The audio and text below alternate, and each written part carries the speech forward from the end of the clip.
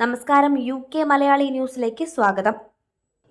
Mortgage ഉള്ളവർക്കും വീട് വാങ്ങാൻ ആഗ്രഹിക്കുന്നവർക്കും ആശ്വാസവാർത്ത. ഇന്നലെ ചേർന്ന ബാങ്ക് ഓഫ് ഇംഗ്ലണ്ടിന്റെ മോണിറ്ററി പോളിസി കമ്മിറ്റിയാണ് പലിശ നിരക്കിൽ ഇളവ് പ്രഖ്യാപിച്ചത്. നിലവിൽ 4.75% പലിശ നിരക്ക് 4.5% കുറച്ചത്. 6 മാസത്തിനിടെ ഇത് 3-ാം തവണയാണ് മോണിറ്ററി പോളിസി കമ്മിറ്റി ചേരുന്നത്. മുൻപ് നടന്ന 2 യോഗങ്ങളിൽ കമ്മിറ്റി പലിശ നിരക്ക് അതേപടി നിലനിർത്താനായിരുന്നു തീരുമാനിച്ചത്. വരും ദിവസങ്ങളിൽ ഇനിയും പലിശ നിരക്ക് കുറഞ്ഞേക്കാമെന്നാണ് സൂചന നൽകുന്നത്. തുടർച്ചയായ 3-ാം വട്ടവും 0.5% കുറവുണ്ടായതുമൂലം മോർഗേജ് തിരിച്ചടവിലും മറ്റും കാര്യമായ കുറവ് അനുഭവപ്പെടും. പുതിയ മോർഗേജുകളുടെയും റീമോർഗേജുകളുടെയും ട്രെൻഡ് നിശ്ചയിക്കാൻ ഈ തീരുമാനം ഉപകരിക്കും. ഒട്ടേറെ സമ്മർദ്ദങ്ങളെ അതിജീവിച്ചാണ് ഈ തീരുമാനം ബാങ്ക് കൈക്കൊണ്ടത്. ദന്തരോഗത്തിനായി ചികിത്സയ്ക്കെത്തുന്നവർ കൊടും തണുപ്പിൽ തെരുവിൽ കാത്തുനിൽക്കേണ്ട അവസ്ഥ.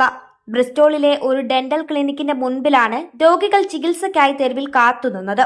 NHSൽ ദന്തവിഭാഗത്തിലുണ്ടായ പ്രതിസന്ധിയാണ് രോഗികൾക്ക് ഇത്തരമൊരു സാഹചര്യം ഉണ്ടാക്കിയത്. ദന്തൽ വിഭാഗത്തിനുള്ള ടോറി ഫണ്ടിംഗ് വെട്ടിക്കുറച്ചതിന്റെ ഫലമായി ദശലക്ഷക്കണക്കിന് ആളുകൾക്ക് NHS പരിചരണം ലഭിക്കാതെ വന്ന സാഹചര്യവുമുണ്ടായി. 96% ദന്ത ഡോക്ടർമാരും പുതിയ NHS രോഗികളെ ചികിത്സിക്കുന്നില്ലെന്നും റിപ്പോർട്ടുകളുണ്ട്. ഡോക്ടർമാർ ഇല്ലാത്ത ആളുകൾക്ക് സ്വന്തം പല്ലുകൾ തനിയെ പറിച്ചെടുക്കേണ്ട സാഹചര്യം പോലും ഉണ്ടായി. സ്വകാര്യ ചികിത്സയ്ക്കായി വിദേശത്തേക്ക് പോകാൻ കടം വാങ്ങേണ്ടി വരുന്ന സാഹചര്യവും പലരും പങ്കുവയ്ക്കുന്നു. 1 വർഷം മുൻപ് ബ്രിസ്റ്റോളിലെ സെന്റ് പോൾസ് പ്രാക്ടീസ് പുതിയ NHS രോഗികളെ ചികിത്സിക്കാൻ അനുവദിച്ചപ്പോൾ വൻ ജനക്കൂട്ടത്തെ നിയന്ത്രിക്കാനായി പോലീസിനെ വിളിക്കേണ്ട സാഹചര്യം പോലും ഉണ്ടായിരുന്നു. നിരവധി മൈലുകൾ സഞ്ചരിച്ച് വീട്ടിൽ നിന്നും ഇവിടേക്ക് ചികിത്സയ്ക്കായി എത്തുന്നതും ചിലർക്ക് ജീവന ഭീഷണിയുള്ള ഇൻഫെക്ഷൻ വരെയുള്ള സാഹചര്യം ഉണ്ടായെന്നും രോഗികൾ പറയുന്നു. ജനിച്ചതിനു ശേഷം ഇതുവരെ ദന്ത ഡോക്ടർമാരെ കാണാൻ സാധിക്കാത്ത കുട്ടികൾ പോലും ഇവിടെ ചികിത്സയ്ക്കായി എത്തുന്നുണ്ട്. ബ്രിസ്റ്റോളിന് പുറത്തുള്ള സ്ഥലങ്ങളിൽ നിന്ന് പോലും രോഗികൾ എത്തുന്നു. ചികിത്സയ്ക്കായി 1 വർഷത്തിന് മുകളിൽ കാത്തിരിക്കേണ്ടി വന്ന പലരും തങ്ങളുടെ അനുഭവങ്ങൾ വ്യക്തമാക്കുന്നു. ഇംഗ്ലണ്ടിൽ 12 മില്യണിലധികം ആളുകൾക്കാണ് കഴിഞ്ഞ വർഷം ദന്ത ചികിത്സ ലഭിക്കാതെ പോയതെന്നാണ് റിപ്പോർട്ടുകൾ സൂചിപ്പിക്കുന്നത്.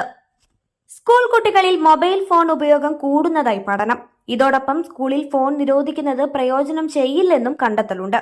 സ്കൂളിൽ ഫോൺ നിരോധനം വിദ്യാർത്ഥികളിൽ ഉയർന്ന ഗ്രേഡുകൾ നേടാനോ മാനസികാരോഗ്യം മെച്ചപ്പെടുത്താനോ ബന്ധമില്ലെന്നാണ് പഠനങ്ങൾ പറയുന്നത്.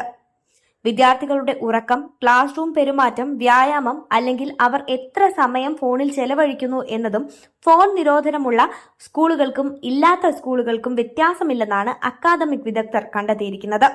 എന്നാൽ സ്മാർട്ട് ഫോണുകളിൽ കൂടി സോഷ്യൽ മീഡിയകളിൽ കൂടുതൽ സമയം ചെലവഴിക്കുന്നത് കുട്ടികളെ മോശമായ രീതിയിൽ ബാധിക്കുന്നതായും പഠനത്തിൽ തെളിയുന്നുണ്ട്.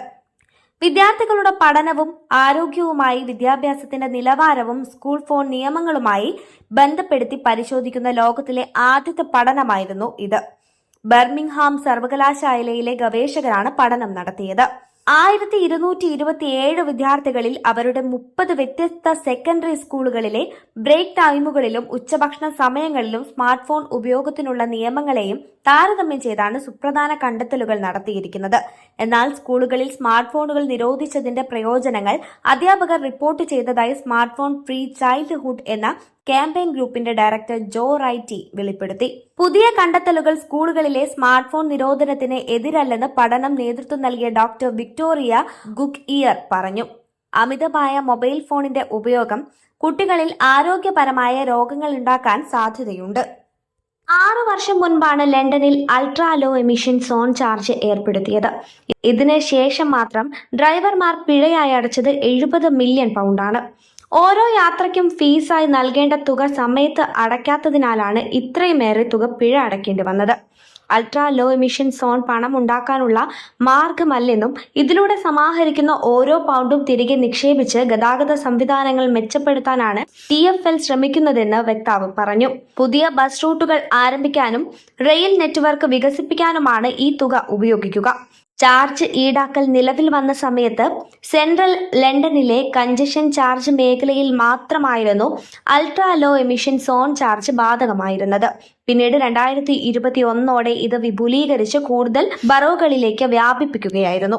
2023 ലണ്ടൻ നഗരം മുഴുവൻ ഈ നിയന്ത്രണ മേഖലയ്ക്ക് ഉള്ളിലായി. ഇതോടെയാണ് നിയന്ത്രണ മേഖല അറിയാതെ ഒട്ടേറെ ഡ്രൈവർമാർ സമയത്ത് ഫീസ് അടയ്ക്കാതെ പിഴ ഒടുക്കേണ്ടി വന്നത്. ഈ വാർത്തകൾ ഇവിടെ പൂർണ്ണമാകുന്നു. നന്ദി, നമസ്കാരം.